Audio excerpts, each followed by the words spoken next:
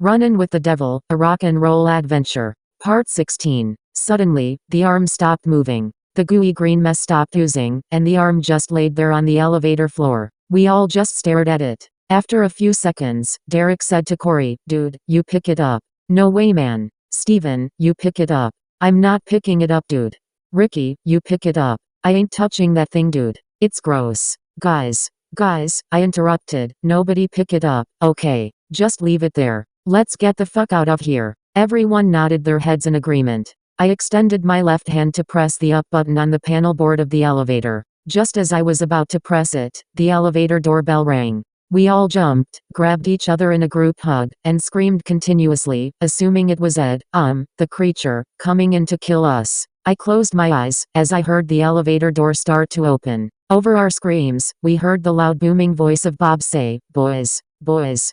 I thought you didn't roll like that." Then he laughed. Surprised, we all stopped screaming. I opened my eyes, as we all let go of each other, stepped back, brushed ourselves off, and did an "I'm cool" stance, looking around. Just like that scene in the movie Grease, where Jeff Conaway's character and John Travolta's character hugged, after Kinnicky asked Zuko to be his second at Thunder Road. You know what I'm talking about, right? Anyway, I'm a huge John Travolta fan. I have all his movies on DVD, even all 4 seasons of Welcome Back, Kotter. But, you don't really care about that. Now, where was I? Okay. The elevator. Right. Moving on. Boys.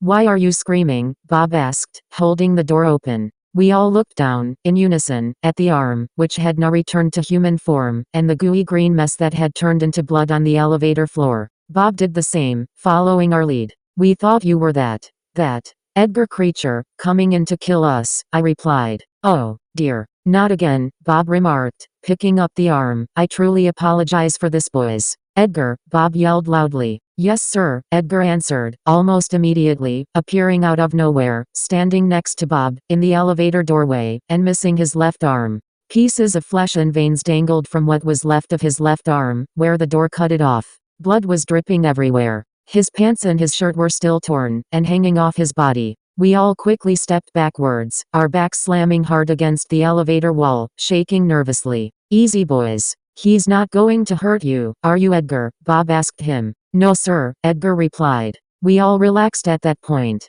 "Doesn't that hurt, dude?" Corey asked. "No," Edgar replied sharply, "it kind of tickles a little." "Why did you try and kill us, man?" "I thought you were our friend," I yelled. "It was nothing personal, guys. When I get like that, I just can't help myself," Edgar replied. "That was some fucked up shit, man," Derek said aggressively. Boys.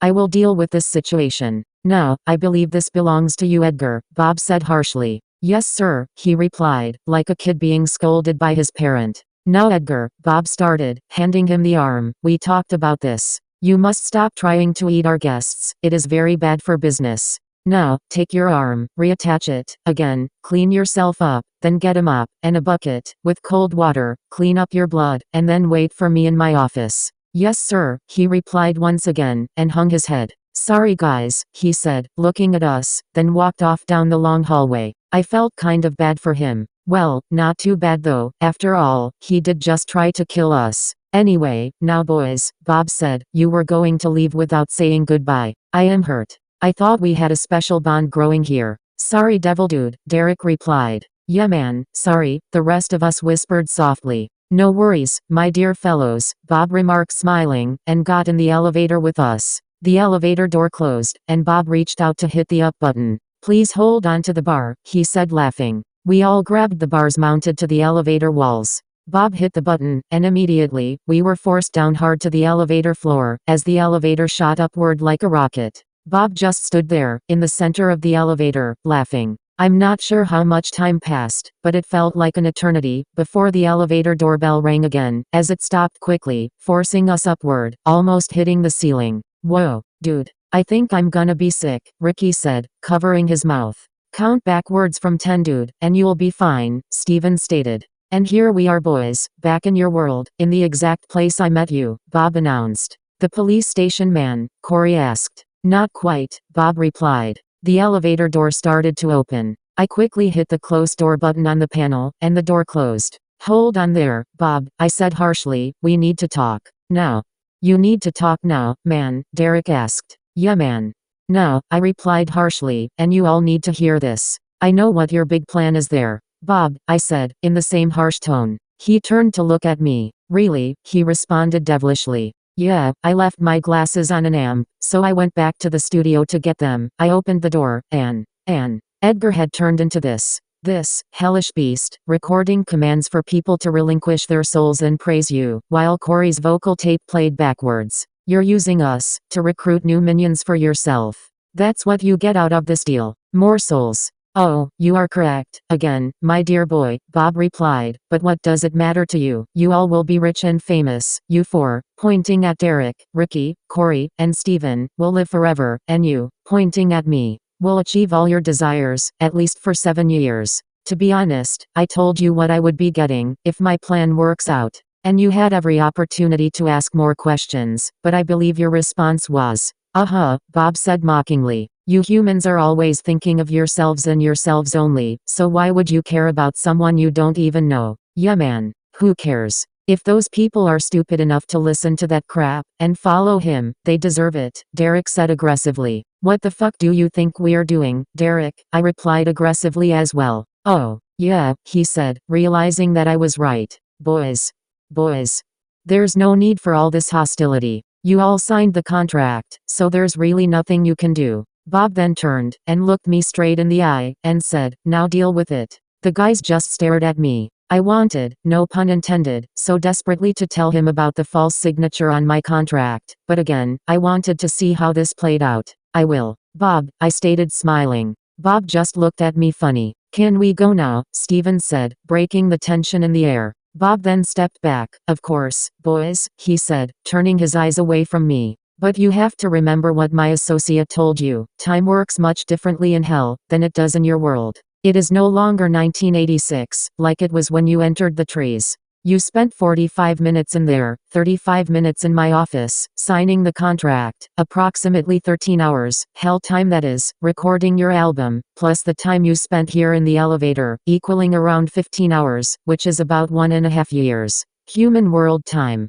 We've been gone 1.5 years, Ricky asked nervously. Maybe a little more, but...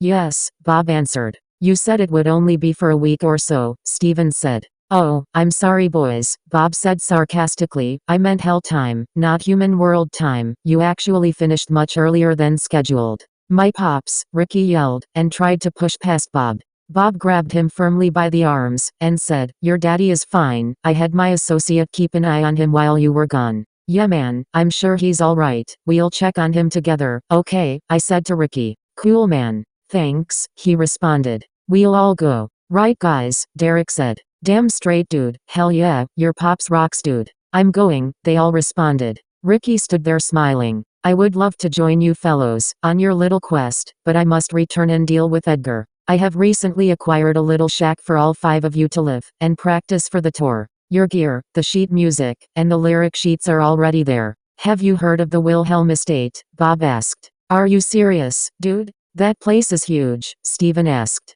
Absolutely, it's all yours, boys. I bid you all adieu, Bob stated, snapped his fingers, and disappeared in a cloud of gray smoke. I hit the open door button on the panel, the elevator door open, revealing what appeared to be a bookstore. Where the fuck are we? Steven asked. I don't know, man. But let's get the fuck out of here, Derek said. We all stepped out of the elevator. The number on my arm now read, 1995. Oh, my. Where did you boys come from? I didn't see you all come in. Welcome to Millie's bookstore. I'm Millie. I own this place. Can I help you find something? A gentle female voice said from behind us. We turned around to see an older woman, maybe mid-40s, long wavy fire engine red hair, wearing blue jeans, and a white blouse with purple flowers on it. She was quite attractive, for an older woman. Anyway, no, ma'am. We were just leaving, Steven said, but, thank you. Actually, do you have the latest Stephen King book? I asked, as Derek grabbed my arm and dragged me out of the store. I'll check back later, I yelled, as I went through the door. We all just stood there, on the sidewalk, outside what used to be the police station, but now was Millie's bookstore. Bob was right. A lot had changed since we were gone. The police station was now a bookstore. An Exxon gas station / convenience store was now on the corner where Poppy's Gas & Go was, and the local roller skating rink was now a used furniture store, among many other changes. We all just looked around in complete awe. It was like a whole different town. Anyway, after a few minutes, Ricky said, "Okay, so Pop's store is about 3 miles west of here. We should be there in about an hour or so. What time is it?" I asked some random guy walking down the street what time it was. He looked at his watch, and told me, it was 9:37 a.m. "Thanks," I responded. "Let's go," Ricky said loudly, as we all began our 3-mile journey to B&B Music.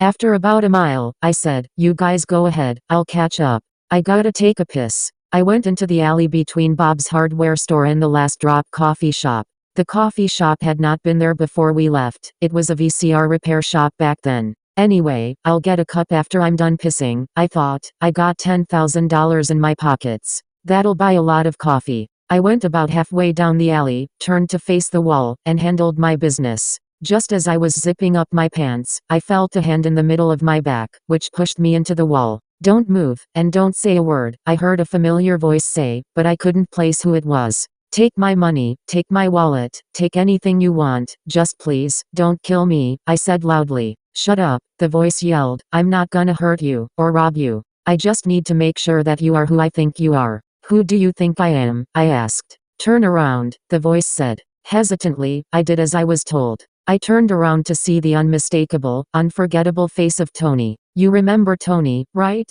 Anyway, our conversation went as follows. "Tony, exorcism kid. Yeah. Hey, kid. It is you. Yup. Sorry about all the scary robber stuff. It's okay, but I gotta catch up with my friends." "Not gonna happen, kid. Maybe later. Someone wants to talk to you." "Who? Why?" "You'll find out soon, kid. Come with me." "Where?" "You ask too many questions. Now, let's go." Tony then softly grabbed me by the arm, and led me to the other end of the alley. We turned left to see a dark blue sedan with tinted windows, parked in a no parking zone. Tony then led me to the back passenger side window, and knocked on it. "Put your face in the window, kid," Tony said, pushing down on the back of my head. The window rolled down, and who I saw, sitting in the back seat of that car, shocked me, and confused me at the same time. "Remember me," is all they said.